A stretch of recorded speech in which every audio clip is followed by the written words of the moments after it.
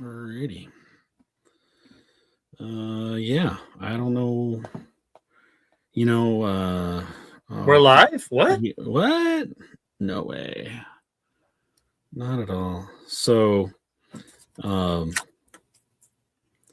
yeah, I think we're going to talk about Maul tonight, and we're going to the mall. Going to the mall. Yes.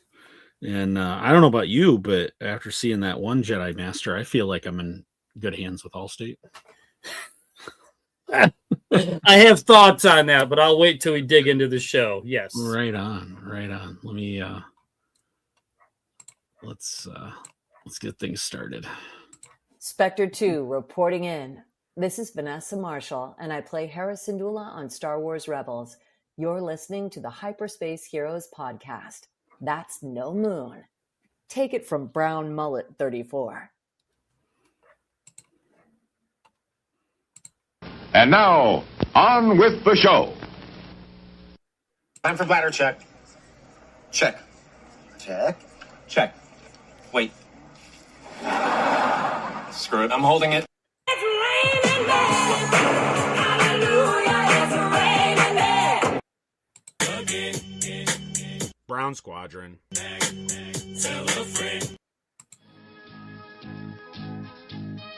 Podcasting, the final audio frontier.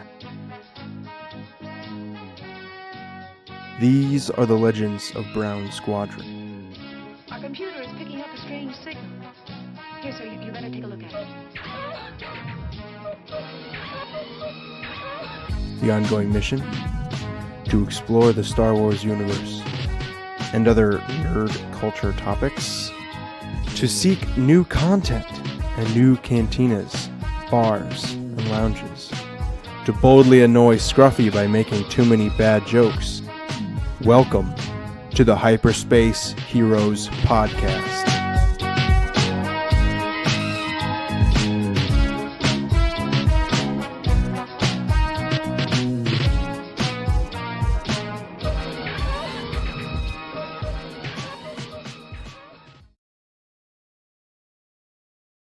All right, and welcome to Hyperspace Heroes, episode 168 or 193 on the Spotchka scale. This is Brown Leader signing in. All wing report in. The wing. Brown 4. Brown 4 a star. Okay. Okay. Sorry. Okay. No, I knew when I was, bigger on the screen, I'm like, oh, Scruffy's not here. Mm-hmm. But pre-show, I was just listening to Scruffy, who was a guest on What Does Star Wars Mean to You, one of our fellow podcasts with Dave and Alora. We've had them on our show. And Scruffy comes off as very intelligent and very deep. And if you're a regular listener to our show, you wouldn't guess that, So, no, he did a great job. Dave and Alora are great interviewers, and Scruffy was a good interview. So, yeah, he was. Props to Scruff. Yeah. Yeah. Scruff did a great job. So yeah, that's on What Does Star Wars Mean to You, and you have your episode, I think, coming up in a few weeks, probably. Yeah, they have some collector guy named Sansweet or something on their next show, but then I'm on the show after that. So hopefully I come off a little better than I do on this show, Oh, I'm sure you're gonna come off. They'll do some creative editing, make me sound good. So right, exactly. Yeah.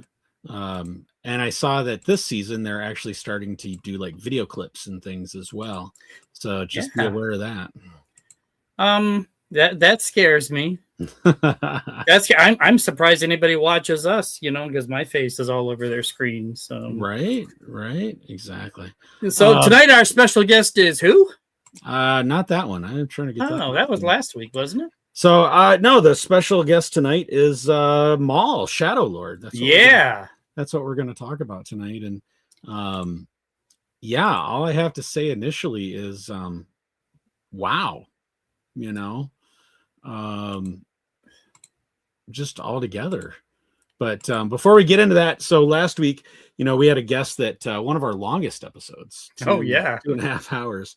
And Scruffy had downloaded some stuff in preparation of the show, just some additional Star Wars news. So I thought I'd go through a few of those really quick and kind of knock those out while we wait for the chat to warm up tonight.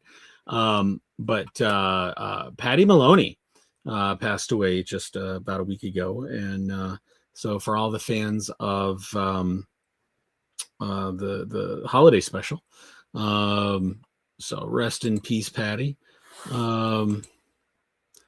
James Tolkien. This one was that one hit hard, didn't it? Right. Isn't that crazy? I mean, from Top Gun to Back to the Future and Principal Skinner?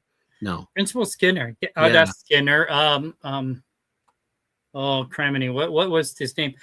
All I can remember is he always calling Marty McFly a slacker. Right. And I think the best joke in that whole series was that he looked identical in 1955 and 1985. You know, he didn't age in 30 years. He's like Katie Sackhoff's character, just doesn't age. You know, right? And fun fact, he's from the Upper Peninsula of Michigan. Is he really? Yes, he was. Up near Houghton, I believe. I can't remember the name of the town specifically, but yeah. Well, that's cool. He's a Michigan boy. That's very cool. So yeah, let's see what else Scruffy had in here. So Planet of the Hoojibs. Oh, that was probably in honor of Easter, which just rolled around. Because you can't have Star Wars Easter without a Hoojib. Well, yeah, the Hoojibs were kind of a last-ditch effort for Marvel. I mean, when the 6-foot green rabbit didn't take, we came up with Hoojibs. So that's true. Yeah, that's true. Very good point. Let's see what else we got in here. What is this? Oh, that's funny. You know what? So he's probably we've reached the age where somebody was looking at similar stuff. That is hilarious. That is absolutely hilarious. Right on. And I mean, Cafe 80s. I mean, that's actually a real thing now. So. We've definitely got. Oh, and there's some. You know what? We did show that one last week. And so yeah, so that's kind of caught up on that stuff. But man, I wish I'd had time to download a Maul Shadow Lord. Star Wars Hunter, what's up, guys? Shadow Lord was so good. Right on. Right on. And you talked about Patty Maloney passing away. We also just had Billy D. Williams had a birthday this week. He did, absolutely. And you talk about a class act and a smooth gentleman. Billy D. Williams, man. Oh, that is a great interview. Yeah, if you go over to our ICCC playlist on the YouTube channel, you can find that interview with Billy D. Man, a class act all the way, without a doubt. There is something I was looking for in getting ready for Shadow Lord, but yeah, why don't you kind of just give kind of a brief synopsis so far while I finish downloading these bits. Yeah. Well, Shadow Lord, and I will avoid the commentary because it's just beautifully done, but it takes place after the Clone Wars, so it gives you the time frame. And I forget the name of the planet. It was in the description. It looks very much like Coruscant, but it is not Coruscant. I believe it's Janix. Janix, that's right. And apparently there's plenty of crime syndicate activity on this planet. And Maul is quite irritated with some of the other syndicates. And man, he's a master chess player, set these guys up against each other. So he can basically make them take each other out. And, we're 2 episodes in and I'm still getting a feel for the characters, but there's so much action. We've also met a Jedi Master and a Padawan who seem to be living a bit undercover post Clone Wars. And the Padawan, through a series of other actions, comes to be kidnapped by Maul, who has intentions to make her his apprentice.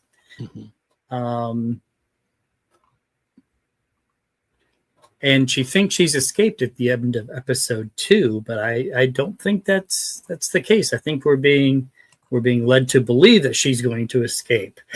But it's brilliant. In the first episode, excuse me, he sets up Maul sets up these 2 other crime lords against each other. One is a three-eyed creature played by John Carroll, I believe. I know him from the Drew Carey show. He played Drew Carey's brother on that show 25, 30 years ago. I recognized his voice immediately. And the other one, and I don't dare try to pronounce this gentleman's name. He's voiced thousands of characters, but I think the character's great because he's one of these tiny little 2-foot guys that I think we saw in Phantom Menace, but he walks around in a suit of armor and makes him 6 feet tall. I thought that was a great twist. Right. Right. So actually I've got some pictures of the cast. So let's kind of, Sam Witwer, and these posts, I kind of stole these from Instagram, courtesy to Luke's Outpost for putting this post together, which kind of gives us the benefit of being able to throw it up on the screen today. But Sam Witwer playing Maul, and I'm going to flip over to something really quick because the Star Wars channel posted a fun little clip. Man, the media blitz on this show has been full blast, social media constantly. But I pulled up their little clip where it shows him talking about what he does to get the voice of Maul. So we'll flip over to that really quick. But Gideon Adlin as Devin Azera, or who we all think is most likely going to become Darth Talon. But we might be surprised. She's the Padawan that I was speaking of. So some previous stuff she was in was Blockers. I don't know what that is. The Mustang. If you've not seen Blockers, you need to watch it, and do not watch it on television where it will be cut up, and it is not appropriate for children under 18. Okay. But it is hilarious. It looks like she did a show, Netflix, looks like animated Terminator Zero. She's done a voice in Young Jedi Adventures of Pac Relda. So she already had some Star Wars street cred. She's done some voices she's Batgirl in some of the Justice League animation. So this isn't her first rodeo. No, not at all. And then Wagner Mura, otherwise known as, playing Brander Lawson, or the Constable. The Constable, or as I've started to dub him, the Latin Lover Detective. Because he's got a nice voice. I gotta give him credit. He does, and his accent is it just draws you in. Yeah, when I first saw the images of this character and without hearing the voice, I thought he looked Parisian or French. But yeah, the minute you see him on screen, you're right. He's the Latin Lover. Right. And you know what? Okay, now I know where I know Wagner from. So he played Pablo Escobar in the Narcos series, which is a really good series. I can't recommend that series enough. That's a great series to watch on Netflix. So he played a real life drug lord. Now he plays a space cop. Yes. Nice. Tracking himself down. Yeah, that's range. He was also in Puss in Boots: The Last Wish as the voice of the wolf. Interesting. Really? Yeah. And so that's some of the stuff he's been in. Some of the other cast, Richard Ayoade does the voice of Two Boots, and if I'm not mistaken, he also does the voice of Zero. That is performed by our buddy Chris Bartlett. Yeah, he does the voice of that, I believe. Pretty confident, but he's been in a lot of comedy stuff. If you don't know where he's from, you haven't watched too much comedy. But Vanessa Marshall, our own Brown Mullet 34, reprises her role as Rook Cast. And then Dennis Haysbert as Iko Diodaki and Jedi Master. I'm assuming they don't say it outright, but think it's safe to assume. I love Dennis Haysbert. He'll always be President Palmer to me from 24. Right? I mean, you talk about another smooth character, man. He embodied that president. And in the what was it? The end of the after. So okay, so a little play-by-play. Maul, like DB said, Maul has got some factions. He's wanting revenge on his crime syndicate. The Shadow, what was it? The Shadow Syndicate is no longer together. So the different crime lords that had been operating under him have been on their own. He's wanting revenge, and he's convinced that he gets two of the factions to fight each other and to take each other out. One of the crime lords, voiced by, and I think he's on the next picture here. Chris down at the bottom, Ludi Vario. That's the one I was talking about. Yeah. Right. And he gets taken prisoner, or he's almost killed, but it's funny because during they take the Padawan captive as well. So actually that is that the end? Yeah. End of episode 1. And when the Jedi Master jumps off the bridge and flips the car, that's where it reminded me of the I'm like, oh, I wonder if they've got Allstate to ensure that. Yeah. That's great. Hey, Well, but you know what? Do you know where I first saw President Palmer? And Dennis Haysbert. I want you to think back to the movie Major League.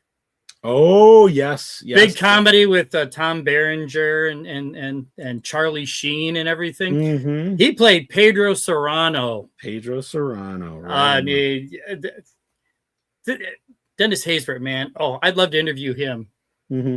He's part of the Star Wars universe. Can we get him on here now? Oh, wouldn't that be awesome? No, that'd be awesome. Anyway, I'd love to talk to him.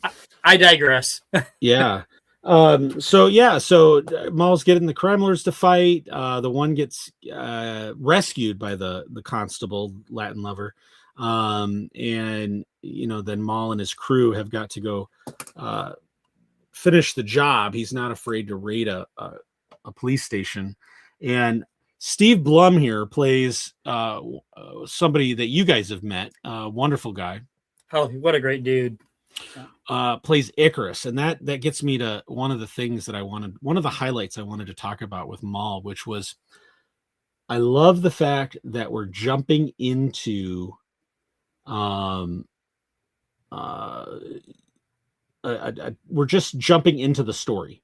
There's no exposition ahead of time. There's no you've got these two new characters, these Dathomirians or Zabraks, and voiced by Steve Blum, who plays Icarus, and what's the name of the other one? Oh geez. The other crime lord? No, the other Zabrak. Part of the crew. Is he ever named? Yeah, Scorn. Okay, there we go. Scorn, and what did I say the first one's name was? Icarus. And I love the fact that they haven't taken the time yet to say, I'm Icarus and here's my story, and exactly Scorn and here's my story. I love the fact, and I love their characters so far, just what they've established. They're just some henchmen out to cause violence and chaos, and I love it. Absolutely. And I love that when they get in these fights, they kind of flex like wrestlers, like, ooh, I tossed the guy, Speaking of President Palmer, so Maya, welcome to the show tonight. DB, you beat me to it. Major League. He was also amazing as God in Lucifer. Right on. And so it's and then who was the other character that is listed right here? So David W. Collins, who's done a ton of voices for Skywalker Sound in a lot of these series, plays Spybot. Again, another character that they've developed already just in the 2 episodes. This just giddy, malicious Spybot. I mean, there's just no better name for him. But he's got character. It's fun. And then he's almost like a pet, because there's the one scene where when they're in the hideout and he comes down and he sits down as Maul is talking to Rook about how he's going to convert the Padawan, and he's just stroking it like he would stroke a lion or some sort of beast, terrific beast or terrible beast that a bad guy would have. Do you know what that reminds me of? Is James Bond with Blofeld and his white cat. Yeah, right. I bet that was kind of an inspiration for that, because I caught the same thing. Right. So yeah, and So I love the fact that they've, these characters that they've established, that they get right into the story. They don't, there's just no there's no once upon a time. It's just, here's the story. Right, exactly. It reminds me of the beginning of A New Hope. Hey, you're thrown into this battle now. Who are these people? What side is who? What? Mm-hmm. And you've kind of got to figure it out as you go. Mm-hmm. Exactly.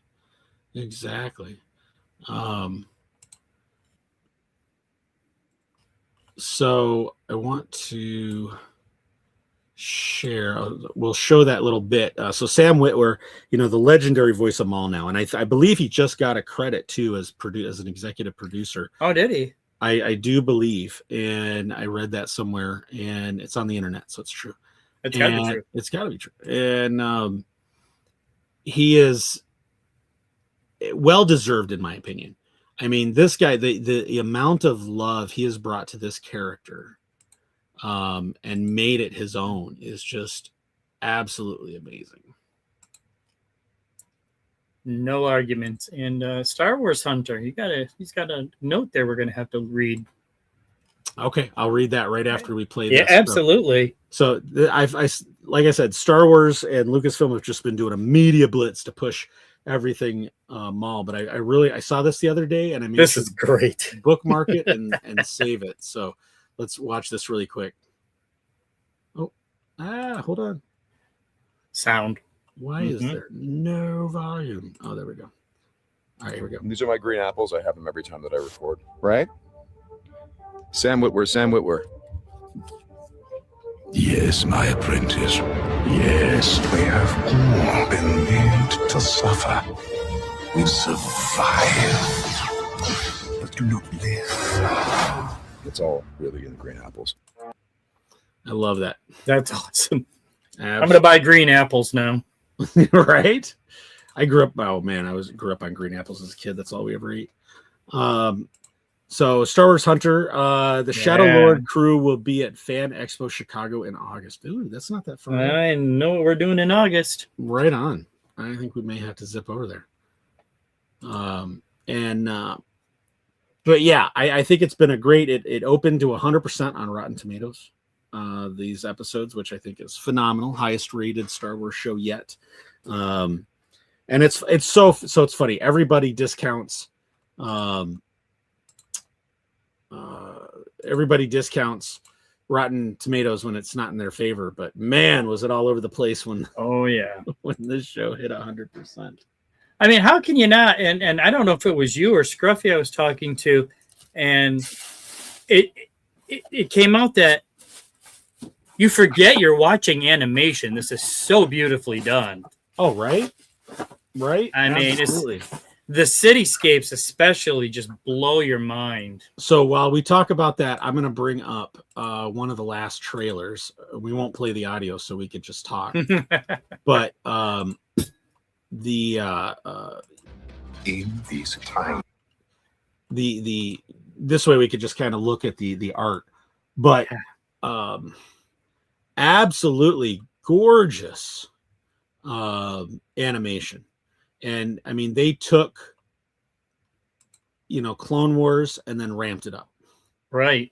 And I don't know if it's me, and I'll have to watch this on my laptop or a better monitor. I was kind of watching it on a slightly older digital TV, but it almost felt like things would get right in the middle of like some of the action scenes, like when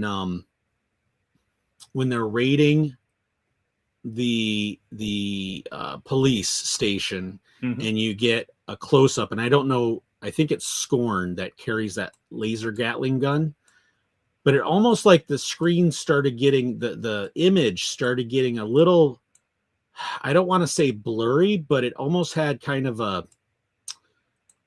an effect, like an artsy effect, where it just became a little less clear and a little more Japanese art style blurry, which makes me think of, where is it, like this. And And again, I'll have to watch it on a better monitor, and those in the chat, if it's just my monitor, maybe it's my monitor. But there were certain things when things got high paced, and maybe it was just my TV not able to keep up with everything. But no, I think you're right. It's almost as if we're filming it live, so some of the non-focal stuff becomes blurred, just as it would in real life. Mm-hmm. And I think that's part of the effect that gives this such realism, because everybody knows a Zabrak with horns in their head, right? Right. Maya, I'm pretty sure I saw an interview with Sam Witwer, and he said he was an executive producer on Shadowlord, and that he has a lot of creative input on the show. Yeah. So thank you, Maya, for backing that up. And why not? I mean, the guy even, if you've never heard the story of how he got to play Maul in the first place, was when he came in for, it was when he interviewed for Starkiller. And when they were doing some tests with him for Starkiller, he was reading some lines, and he kept getting and it was supposed to be just a simple meditation scene, and he started overplaying it and getting angry and just getting real harsh. And they were like, "What are you doing? This is just meditation." And he's like, No. He's a Sith. He's gonna think he controls the Force. The Force doesn't control him, and he's gonna he has to get it under its control. So he's gonna be aggressive, and that's when he landed the job, for Starkiller. And his level of lore, and I think I've read stories where he's even corrected Filoni on a couple of things. Oh, you have to be confident to do that, right? Or he's gotten in some good discussions with Filoni where Filoni's changed his mind on a few things, from if I remember correctly. But yeah, so in this scene right here, or in this shot, I definitely noticed Maul's blade. When Maul is swinging it, when it's in action, when there's any motion, there's a flame effect for sure. That I did catch, and I thought that was a nice little touch to the animation. And you can kind of see it on this shot right here, similar to almost an animated version of Kylo Ren's lightsaber. Yeah, agreed. Yeah. And I love that little effect on there. I'm just going to restart this and let this play while we just loop it. Right? Exactly. You notice right here that the Padawan is using a red bladed saber too. Yes. Where'd it go? Yeah, it's early in the trailer. It was one of the things I noticed, that, she's a Jedi? Maybe not.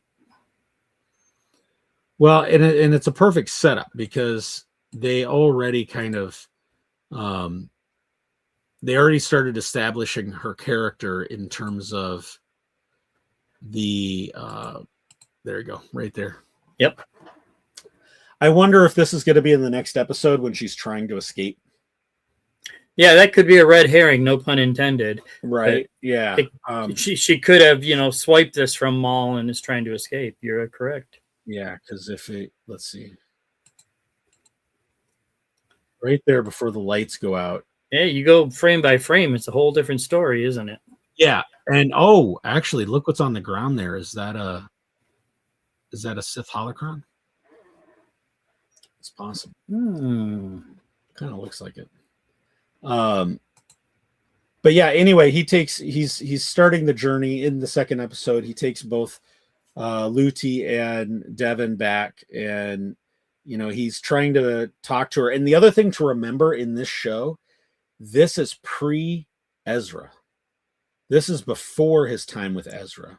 This is, in fact, this is in 18 BBY, and his death is in 2 BBY. So tack on maybe a year before that. So this is probably 15 years before his time with Ezra.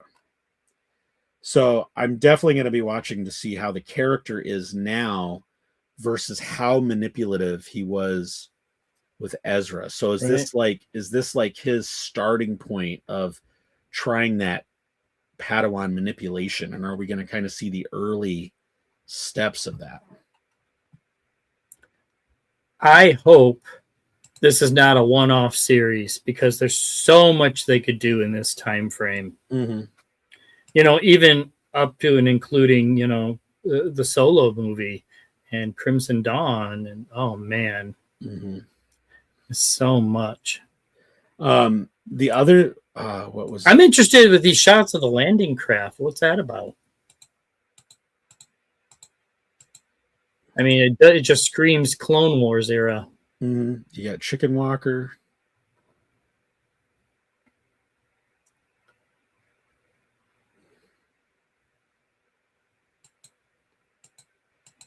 Oh yeah, there's the shot I was thinking of right The there. Gatling gun. Yeah.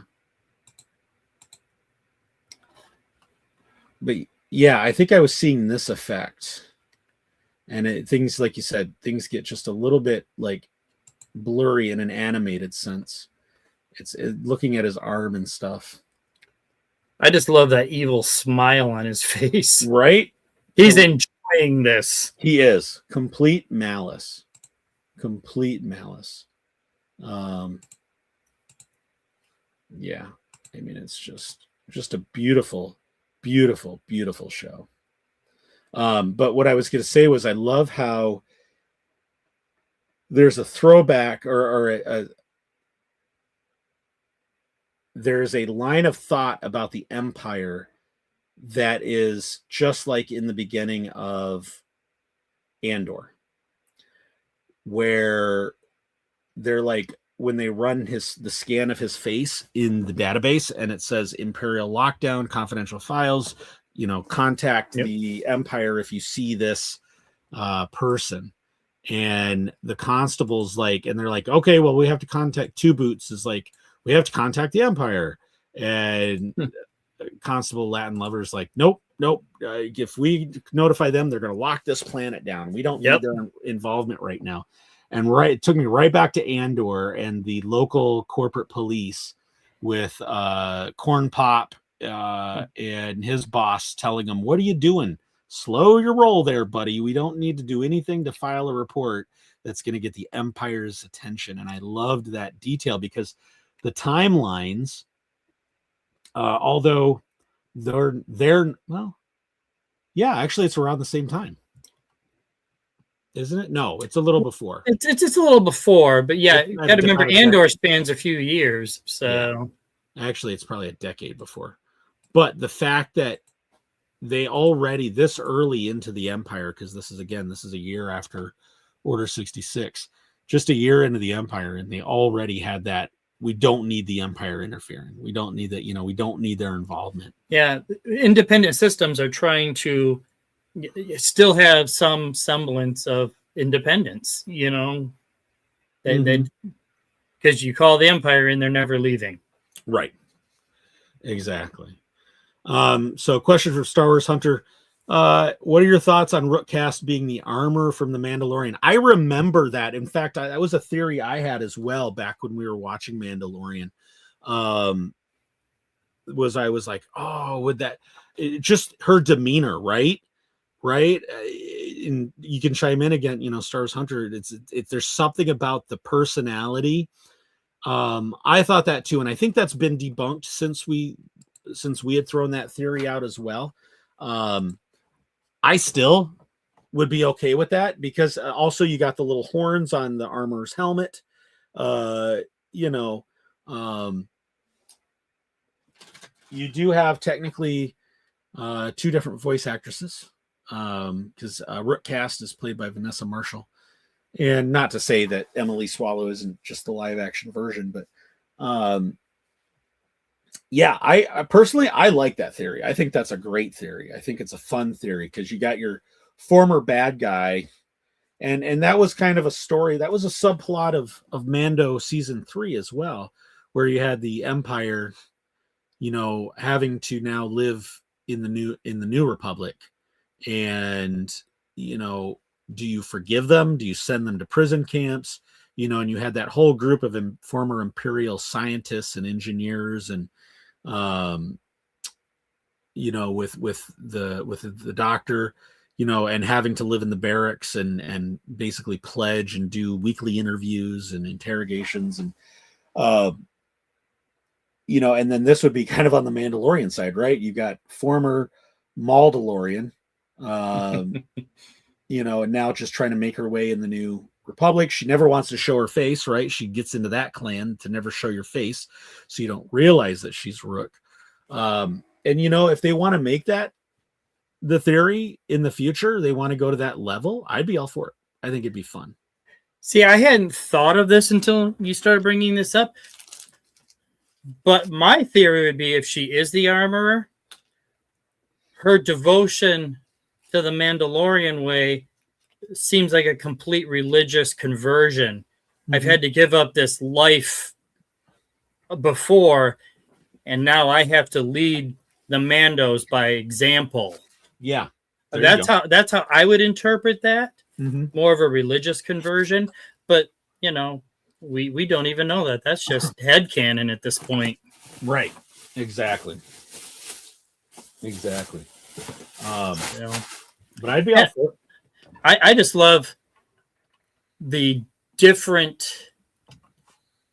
characterization from Vanessa Marshall, from Harrison Dula to Rook Cast. I mean, it's just marvelous. Isn't it, to be able to go from one of the best good guys to a bad baddie? I mean, a bad baddie. And for an actor, what a great opportunity. Yeah, just the whole intonation of the character is different. Mm-hmm. Mm-hmm. I mean, which it has to be, but that impresses me for her as an actor. Yeah. Yeah. No, I couldn't be happier for Brown 34, without a doubt.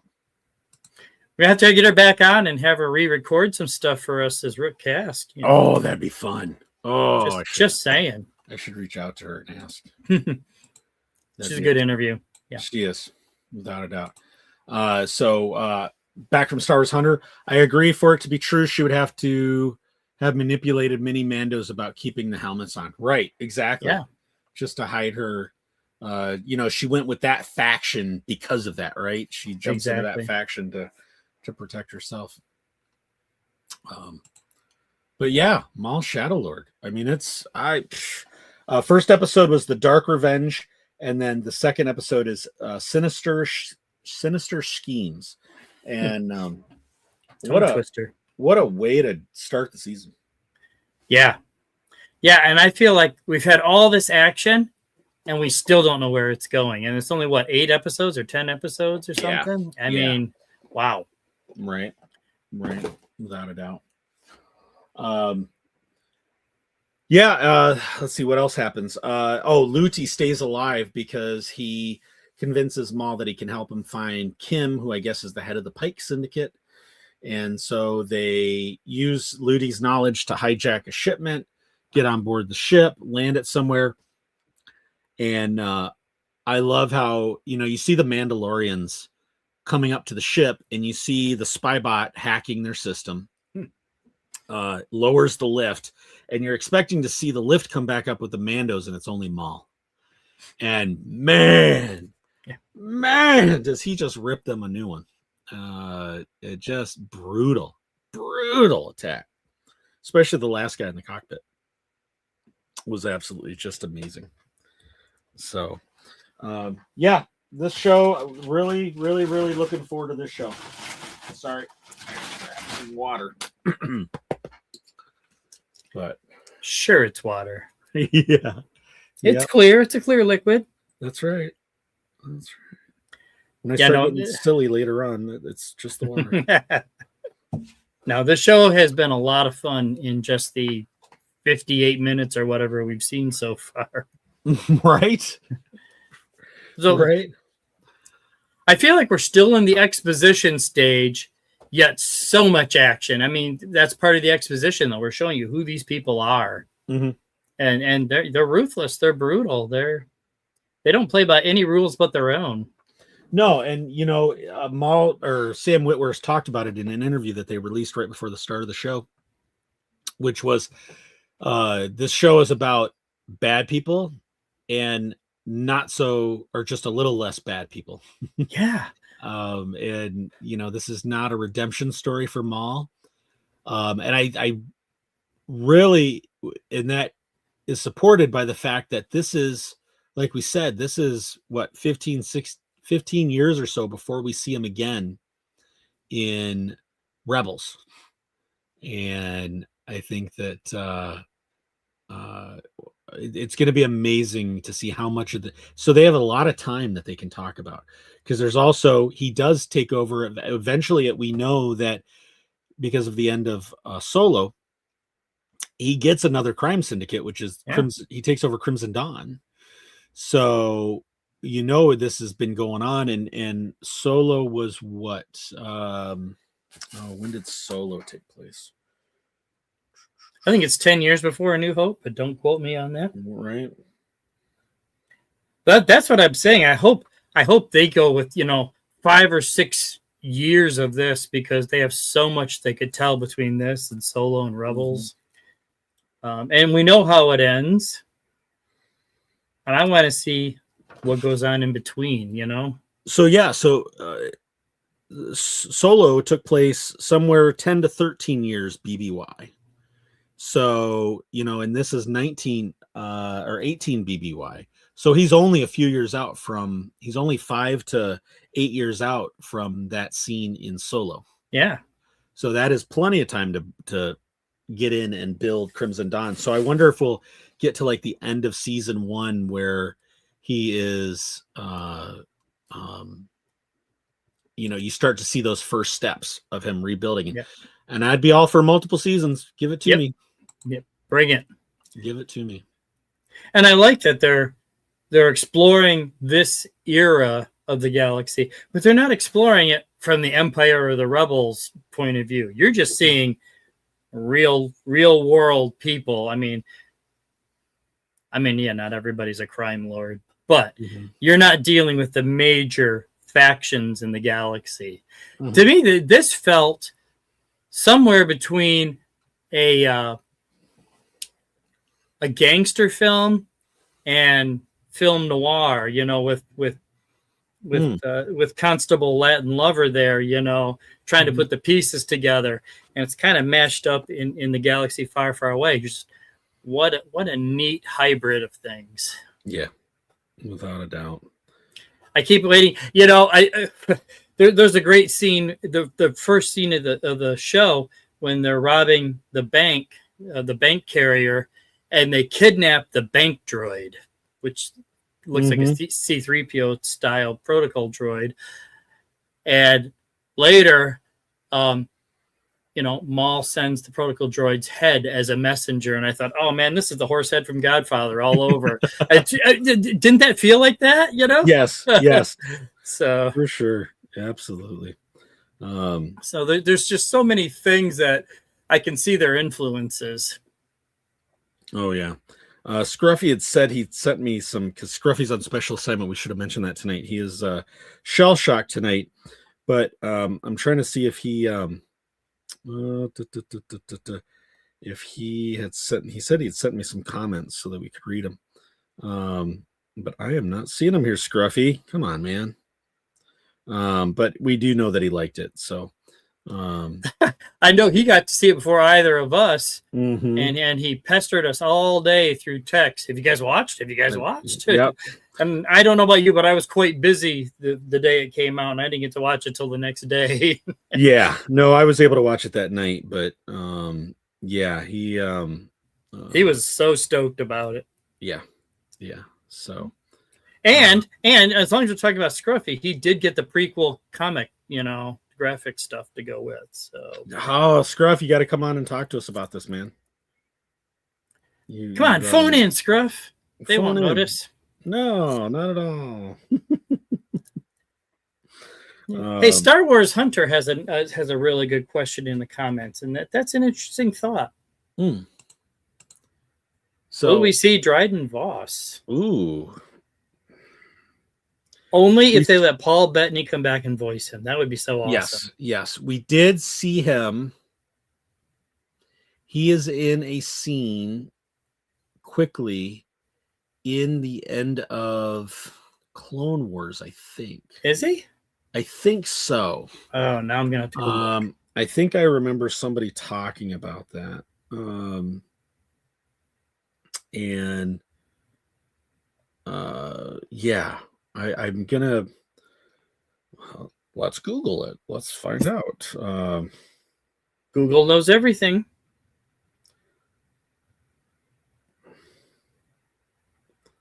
Yeah, because if you're watching the Solo movie, you don't really know who Dryden Voss is unless you have any other background. He's there. So it'd be a great way to get his backstory. Probably make the Solo movie that much better. Yes, episode 10 of season 7, The Phantom Apprentice. He appears via hologram as one of the criminal leaders in Maul's Shadow Collective, receiving orders to go into hiding just before Order 66.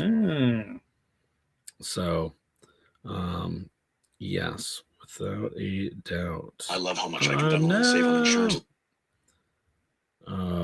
Let's see if I can get this picture to come up. So, okay. I would not have remembered that. Yeah. But that's because I'm old and I'm losing my memories. So yeah, that's what happens when you're OTOG, okay? Right? You forget things. Right. We're not 20 anymore. Max Max Rebo. Rebo. Welcome to the show, sir. Hello, all. I've got to stop letting Mrs. Rebo talk me into Thursday shopping.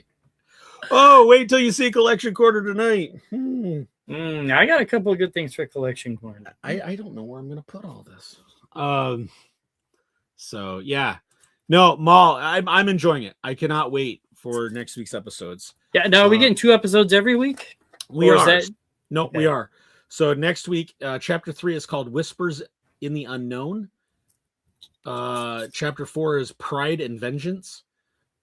Then the following week, chapter 5 is Inquisition. So I'm wondering if that's when the Inquisitors will make an appearance. Chapter 6, Night of the Hunted.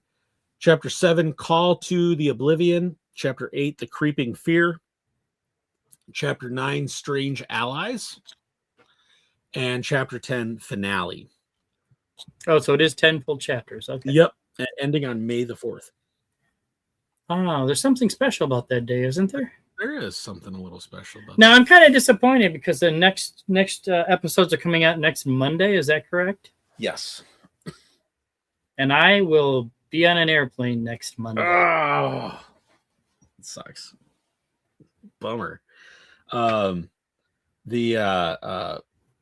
last thought I had from the episodes was part of me is almost expecting to see the Inquisitors in the next episode, because how would they run the face scan, they get hey, this file is confidential, contact the Empire.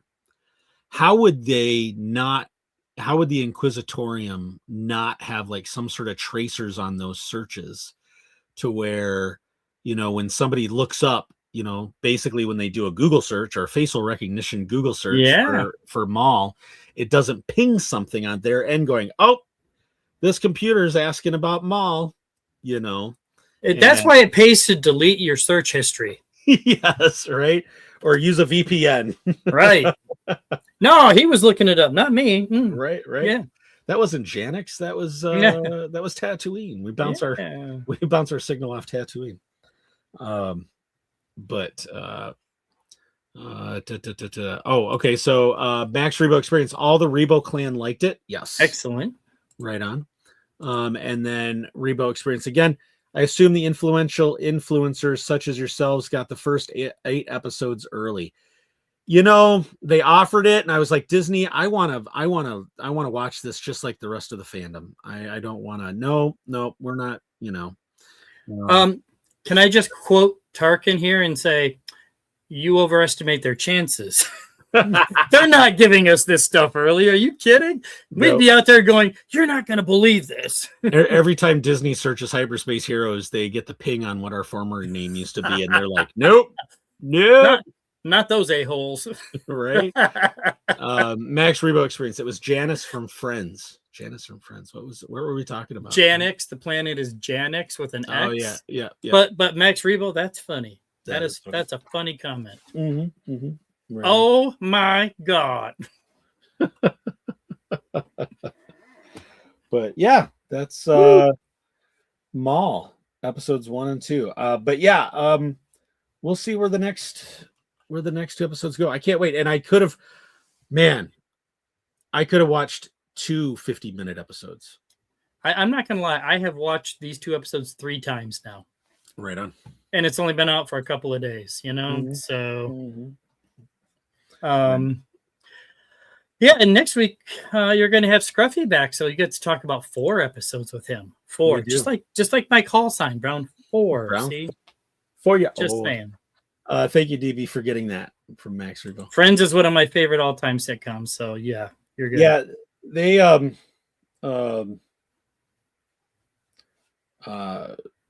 speaking of which, Star Trek. Hey, if we're gonna switch gears here, Motor City Comic Con coming up in May. Oh has Brent Spiner, Lieutenant Commander Data, and Jonathan Frakes. Will Riker. And I know Scruffy's going to have to get those autographs and pictures. So if only they had Will Wheaton, it'd be a complete, Right. He can go up and Brent Spiner will go, "Do I know you? Have we met before?" Fun story. I did see Brent Spiner in person one time at a Trek convention that I stumbled into, believe it or not. So right. There's a whole story there. Don't you mean you beamed into it? Somebody actually handed me a ticket and said, "I can't go." And I was in the building. I'm like, okay. Seriously, this was 1991, 92-ish, somewhere in there. I'm just trying to imagine how Scruffy's going to look in the Tasha Yar cosplay. So, I have to gouge my eyes out now. If you know, you know. Are you a fully functioning celebrity?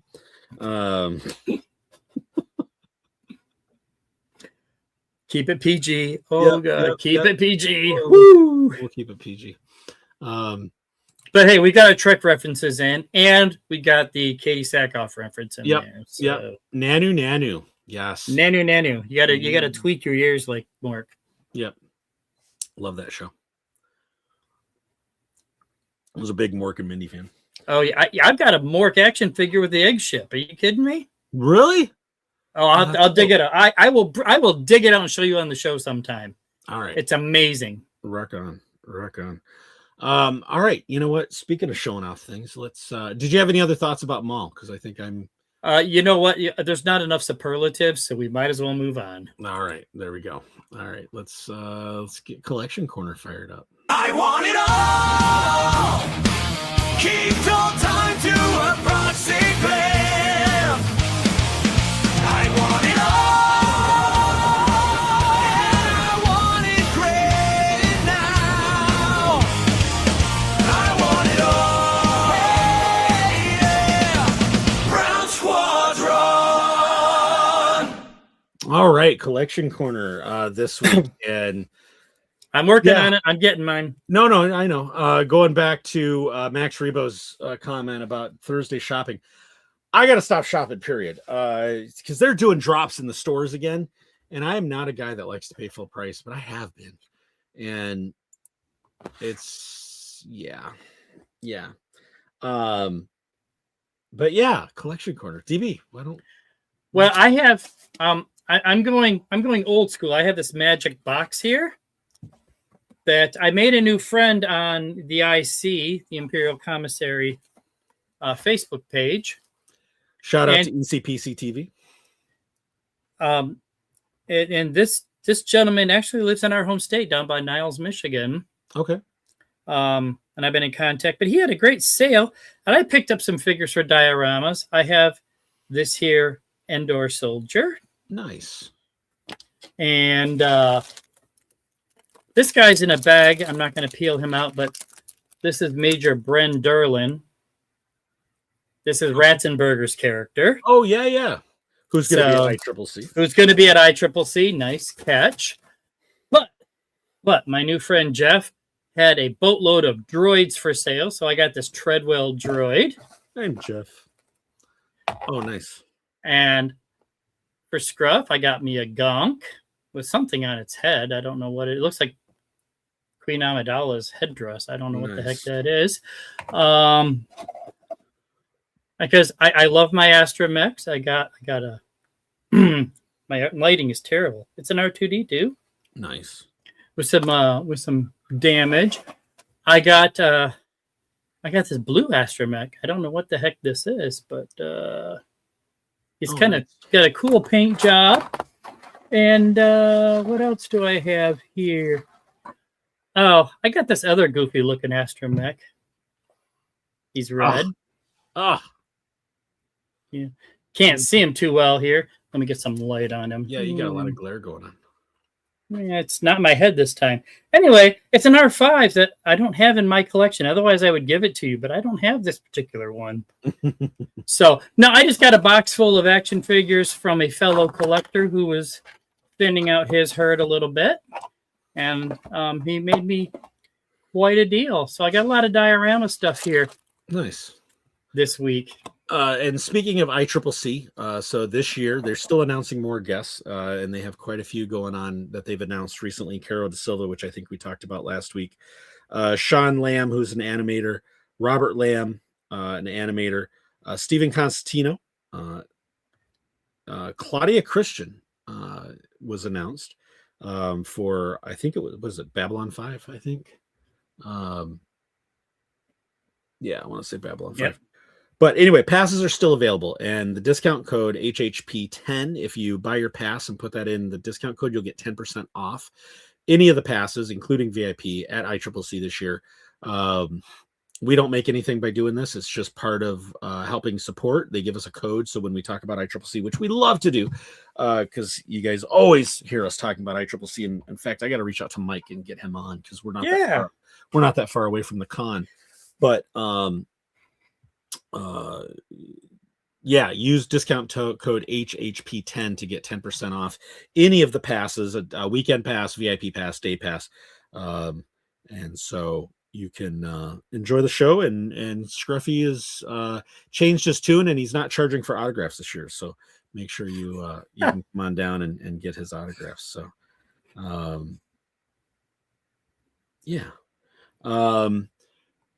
I wanted, before I go into my stuff, let's see. For Max Rebo Experience, that's not the Tantive 4 Fleet Trooper. I think it's an indoor, but let me look. I don't know. I need Rebels anyway, so oh, that is a Fleet Trooper. I thought that was an indoor trooper. Nope, he's got the funky helmet. Oh yeah, right on. So doesn't matter. I need it either way because I do have a Tantive 4 diorama I'm working on. So Max Rebo pulling out the knowledge. And then DB should try pointing his light towards the ceiling. No, my light is towards the ceiling. I just actually moved it down hoping to get a better shot of the figures, but right on. So we did have some submissions for Collection Corner this week. Rock on. Some pictures sent in, and let me bring those up. So I Am Anakin's Father posted again, or sent me some stuff, sent me some photos. He posted these on social. And so he picked up this. Oh, is that a Jack's Big Fig? Right. Nice. Very good pickup. Nice. And then some books to go along. Looks like a couple sequel era and graphic novels. It looks like. So yeah, right on. See if I can get a. I love when our listeners share their items. Yeah. So it says The Screaming Citadel, which is a graphic novel. Last Flight of the Harbinger, which actually is a OT era graphic novel. And then a Poe Dameron graphic novel. So right on. Good thrift finds. So, okay. What you got, Brown Leader? Where do I start? So this guy arrived the next day after the show, and I didn't get to show him off yet. But this is that. Oh yeah. What is it? The Hikari Minis, Japanese style, for a chopper, and it wasn't that expensive. It was like $8, I want to say, or something. Oh, really? $7. tacked it on with my order when I got the blueprint shopper. Makes a nice set. They go together. It does. It does. And then our stores up here, after complaining for so long that our stores in our little corner of the world never getting stuff, has been doing drops. And it's absolutely nuts, and it's bad for my pocketbook. But just because we love Adelphi Rangers so much, this was in our local Myers, and it's Resistance era B-Wing. And I had read this about the B-Wings, B-Wing supremacy, by the way, hashtag B-Wing supremacy. So there is a difference between the OT era and the Resistance era. Other than the paint scheme? Yeah, so they're thinner.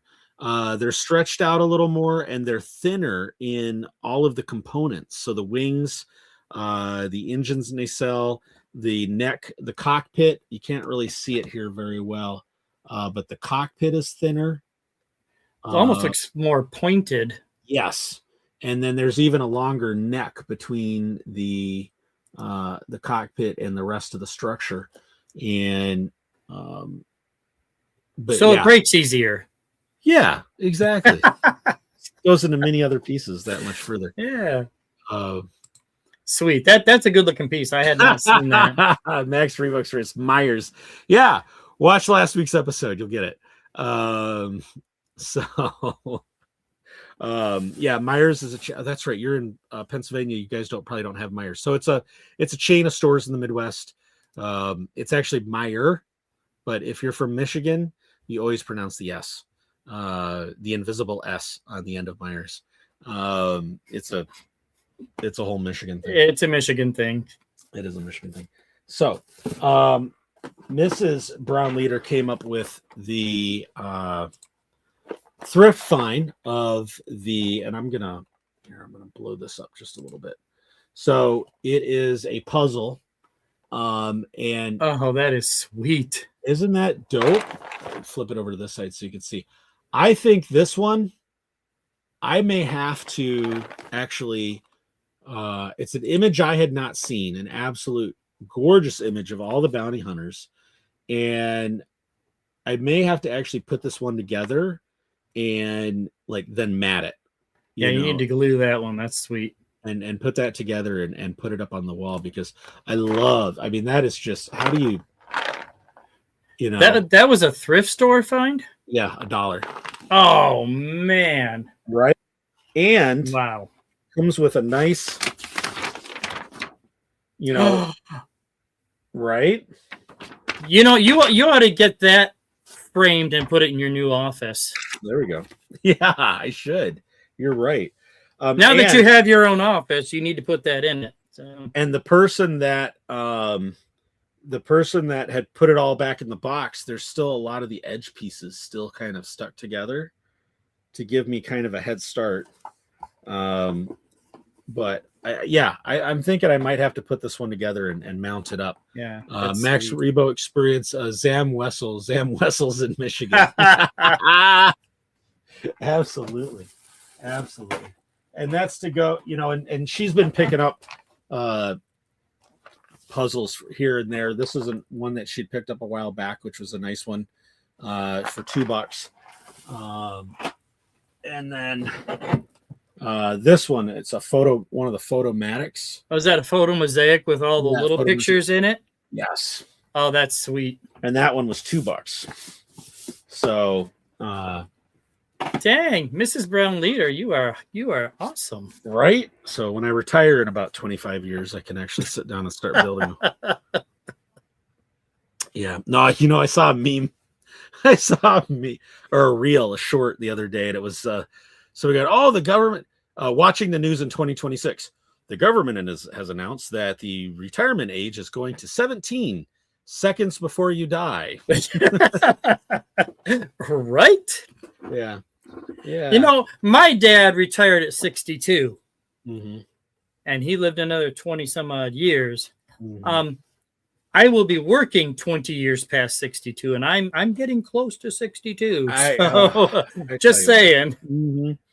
Yeah, we did a retirement planning class. Mrs. Brown Leader and I did about a month ago, and it was just learning the ins and outs, and just I mean, thankfully we're a few years away, but yeah, I'm gonna have to work till freaking 70 just to get benefits. And anyway, enough about that. Otherwise, we'll fall into an Andor and prequel discussion about taxation routes. So here's my manifesto. Right. Okay, so I love my art. What? And this is something that I've had my eye on at Hobby Lobby since they first had it, and it was 40% off finally. Oh, nice. Is that canvas or is that a print? It's a canvas. Nice. Yeah, Hobby Lobby gets the best art. They do, and you know me and Japanese style art, and I've run out of a lot of raw space. So this one's actually going to go off camera. It's actually fits perfectly on the section of wall right above the closet that's in this room. So it's going to go right up, right in that location. That's excellent. Really good. And then my final piece for Collection Corner is again, they're dropping stuff on our shelves and our local Wally World. Delphi Rangers didn't make it in time for collection. We're doing it right now. We're doing it now. Bring it, Delphi. In fact, Delphi. Hashtag B-Wing supremacy. There you go, sir. So we're just wrapping up Collection Corner right now. Final thing, and again, our stores up here, which never carry anything, and it was funny because we did have. So we showed this last week. This was at a Walmart somewhere in America. We have the same display at ours now, and so it's very cool to see. It's nice to see those kinds of displays in the stores again. I don't suppose they would give that to us when the promotion's over. Oh, I know, right? Wouldn't that be something? Anyway, so I love my top characters for me. You know, my Mandalorians, but I love Rex as well. In fact, you bought it, didn't you? I did. You sent a picture of that, and I thought he's gonna buy that. And again, I don't typically buy a lot of figures, but I have been looking for a Rex, and I'm gonna open this one actually. And it's from the Ahsoka series. But I got those new stands from Lane's displays and stands, and I've got that little backdrop that you gave me at Christmas. Oh, that'd be perfect. And it's already crowded with action with figures. But I want to represent a Rex. Rex is one of my unexpected favorite characters that because of Clone Wars, I love Rex's journey. And this clone, what is it? The clone version 2 armor, I think it is. Absolutely love this look on Rex. And bonus points for where the marks on the top of the helmet first appeared in Star Wars lore. For those that you know, and most of the people that watch the show probably do know. But yeah, I've always been a big fan of Rex, and I'm gonna put him out with the 2 Mandos and the Death Watch Mando that I have, and then the smaller figures that I have. So yeah, so there he is out of the package. So hopefully I don't have as much of a problem getting the peg into his hole like I did Tiva's hole. So hopefully we don't run into that issue. But yeah, so that is pretty much. Yeah, you've done well this week, Padawan.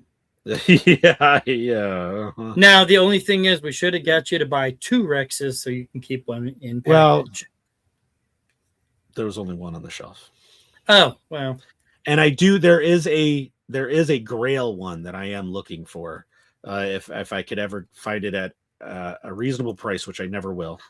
But I think it was the Comic-Con one that they did a few years back, and that one I love the packaging so much that I would, yeah, I would leave that one in the box for sure, without a doubt. Yeah, it looks like Adelphi is confirming that must be San Diego Comic-Con, huh? Mm-hmm. Didn't I message you the birthday gift I got? Oh, yes. You know what? Thank you, Adelphi. Let me look that up.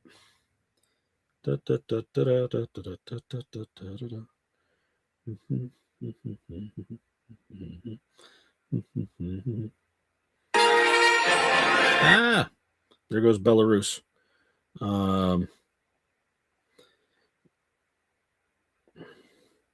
Yes.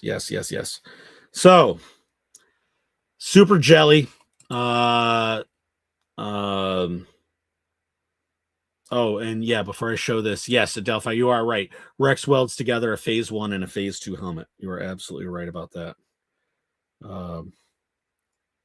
Let's see. Let me get over here. So Adelphi Ranger's got something that I was very super jealous for. And he definitely sent it to me because he's like Tiva and Reed Intergalactic Popo, and he got a Carson Tiva X-Wing, and then that is just like a regular Resistance, so he's calling it Lieutenant Reed. Nice. But yeah, where'd you find the Tiva, man? I can't find it anywhere. He mentioned that, and I think that was an eBay thing. So yeah, sure, it was not cheap. So let me see if I could find that on here. I just want to try to get a blow up of that so we can see it bigger on the regular screen. So there we go. So Tiva Reed over on the right side of the screen, and then the New Republic, not Resistance, New Republic one on the left. So super jealous for sure. Yeah. Delphi Ranger wins collection corner this week. I'll just absolutely you do.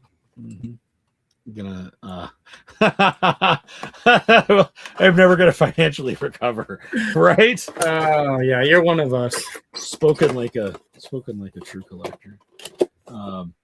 Yeah, Rex is now up there with the rest of the crew, but he's standing in front of the droid, so I got to reposition this whole setup now. But yeah, so that is collection corner for this week. Let me. I want it all. Hey, yeah. I want it all. I want it all. Hey, yeah. I want it all. And I want it mint now. And I have not opened this, but I will open this on one of the upcoming shows. So I'll have an N1 loose sitting out on there as well. So yeah, that is collection. Props to Hasbro for getting the merch out before the movie. I know. And I think that's been my excuse on why I'm buying everything, is because I'm supporting the merchandise move, the merchandise movie merch. And they're tracking those sales. They know what's going on. And I am paying full price right now, just doing my part to get the whole TV and movie merch machine going again, so that the kids can can learn the love of everything. So, and I don't know if I showed this last time, but I did get the case for Zero from Lane. Excellent. And it fits. Snug as a bug. Just make sure that the ink is dry before you put in anything this snug, which ours is. But yeah, no, the case fits perfectly. It's a good fit to the to protect that. So just want to see if I can get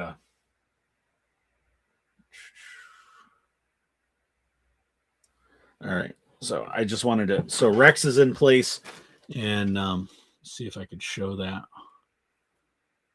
Hey, that's an awesome backdrop, though. It is an awesome backdrop, right? I don't even have mine displayed well, so. Well, I think I'd like to. I've got space here. I think I want to put it up on a shelf above the dresser, the chest of drawers that I have it on, and I think it would sit there better. Let's see if I can get this picture to roll. Ah, you're kidding me. It's got to be a JPEG. Yeah. Technology. I know, right? And it's like I'm going from a Apple iPhone. Well, this software is not Apple. That would be why. But I just want to bring that up so everybody can see it.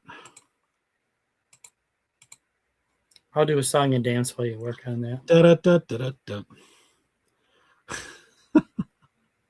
That's about the best I got right there. All right, we'll just play this one.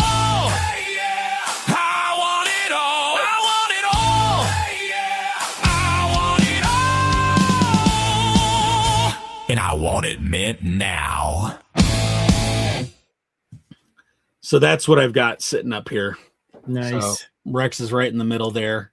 Got a couple Mandos, a loose that I had found a while back, one of the new ones with Grogu. Still haven't glued Grogu to his shoulder yet, but you got Carson Teva and Princess Leia hanging out in the back of that chair for some privacy. I love Robot there, though. Right? Isn't that cool? Man, Robot was always my favorite. Robot's great. Robot is absolutely great. But that humming will get you banned in Belarus, right? Right, absolutely. So, yeah.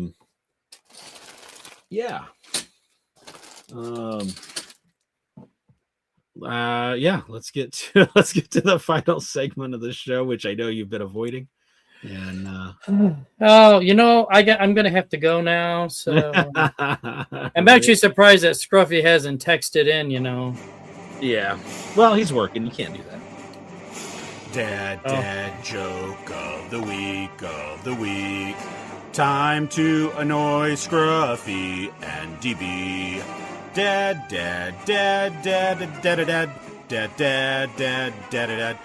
joke of the week. All right, Star Wars Dad Joke of the Week, courtesy of Kelly Knox's Star Wars Dad Jokes. Volume 2 is coming out soon. I've got it on pre-order. She's been posting. If you follow Kelly Knox on social, she's got some autographics coming up for the second book. Funny story. Brownie One texted or called me the other day, and there is a certain young lady that he hangs out with quite a bit, and she got him Star Wars Dad Jokes. And so he has been reading, and she's never watched Star Wars. Oh, so, yeah. So he's been reading jokes to her, and she has like no context whatsoever to appreciate the dad joke. I know you're going through Big Bang Theory, watching it all the way through now. There's an episode that there's a flippant comment Penny makes about, well, Leonard thinks I've seen Star Wars, but I've really only seen the one with the gold robot. Exactly. If you know anything about Star Wars. Yep. All right. Star Wars Dad Joke of the Week, courtesy of Kelly Knox's Star Wars Dad Jokes. What do you call the ghost birds who haunt the island of Octu? Portergeist? Ding, ding, ding, ding, ding, ding, ding. Did I get it right? You got it.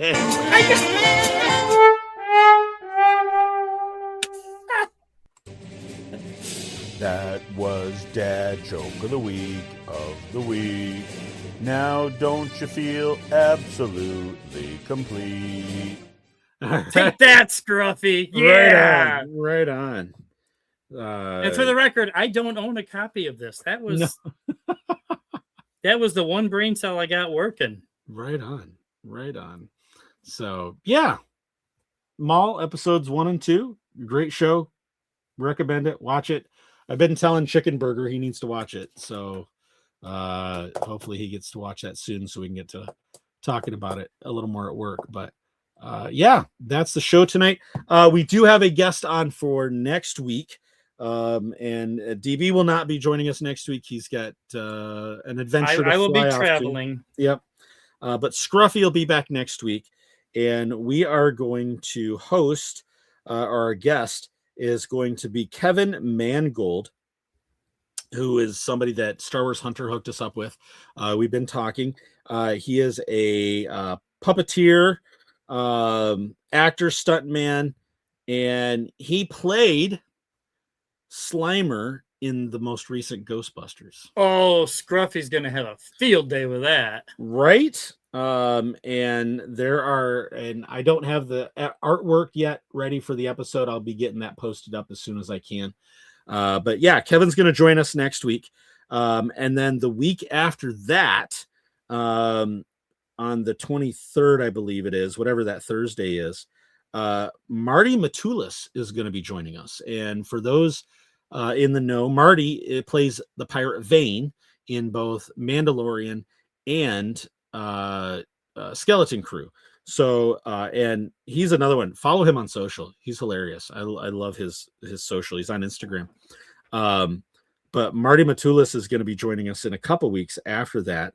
And for those of you that do not, and he does a lot of creature roles too.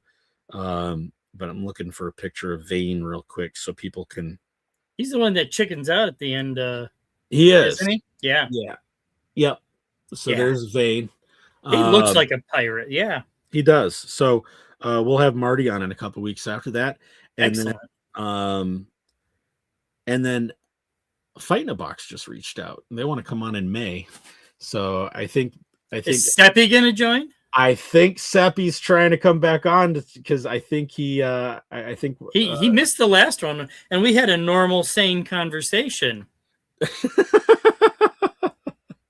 I love you, Seppi. I had to say it. Right. Yeah, Mark reached out, and I do believe he said, where is it? I know he reached out. Let me see if I could find that message. I got time to have Seppi and I on second half of May. They've got another Kickstarter for End of the Line coming up. You know what? It will not be May 22nd. And no, it will not. Actually, we will not be on the air May 20. Well, yeah, we will. No, 21st, because 22nd is a Friday. We won't be on the air the 21st, because if our theater is playing the sneak preview the night before, that is where we're going to be. We're going to try to get, for all you locals that live around here in the Traverse area, we're going to try to get, if there is a preview showing the Thursday before Mando comes out, we are going to try to get as big a group as we can together and go watch and just nerd out on Mando. Ooh, are we going to wear our uniforms? We are. Oh yeah. The Delphi Rangers. I tried in vain to find him. Did I see Max Rebo? No, I don't think so.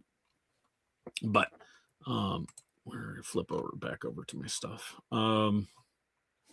But yeah, we're gonna have those guests on. But yeah, Mark reached out, so we'll have to get Seppi. Seppi must have told Seppi that he's got, he's no longer our most frequented guest, and he's coming back on so that they can work on regaining that title with us.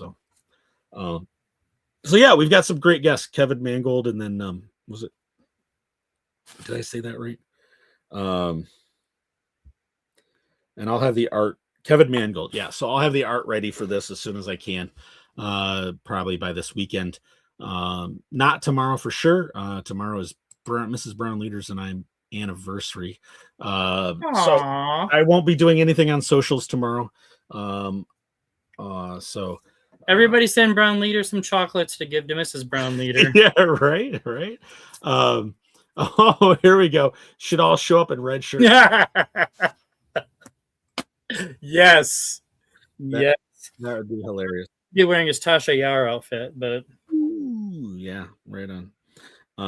But yeah, that's the show for tonight. So we are Brown Squadron, we're Hyperspace Heroes podcast. We are available. You can find us on X, Facebook, YouTube, Instagram, Threads, and Blue Sky. You can email us at brownsquadron@gmail.com. We broadcast every Thursday night, except for the 21st of May, at 8 p.m. Eastern on X, Facebook, and YouTube. Chats are always open. Even when we have celebrity guests, you're welcome to join in, have the fun with us.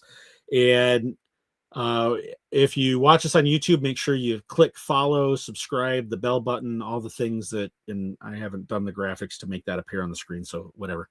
Yeah, make sure you, here we go.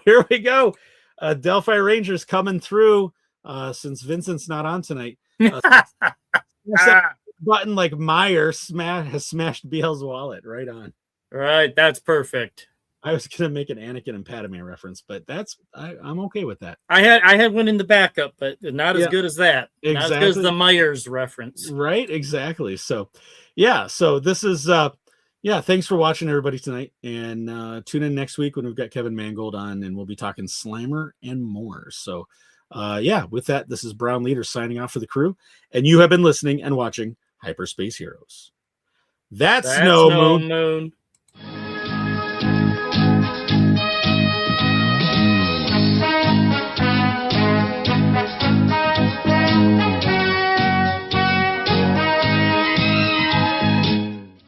Oh, yes, the joyous sprinkles.